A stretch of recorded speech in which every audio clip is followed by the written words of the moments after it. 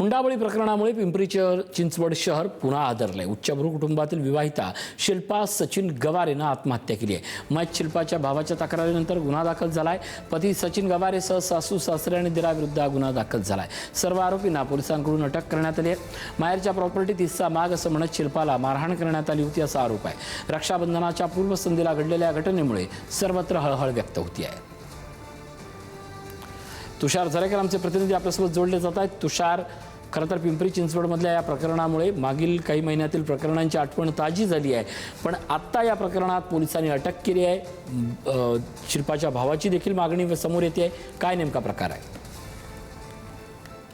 एकंदरीत जर आपण पाहिलं तर पिंपरी चिंचवड शहर पुन्हा एकदा हळहळल्याचं पाहायला मिळतंय। यामध्ये जर आपण पाहिलं तर हुंडाबळीचं प्रकरण असल्याने या शहरात पुन्हा एकदा धक्का बसल्याचं दिसून येतंय।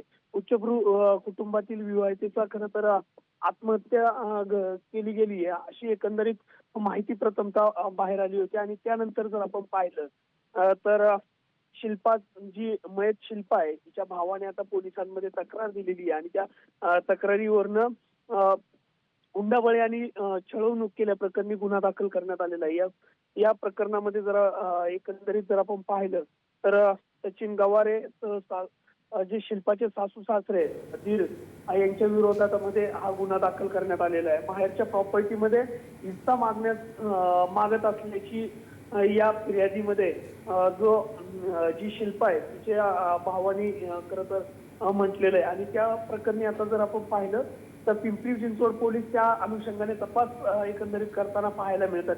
मात्र त्याआधी जर आपण पाहिलं तर पिंपरी चिंचवड शहरामध्ये गेल्या वर्षभरापूर्वी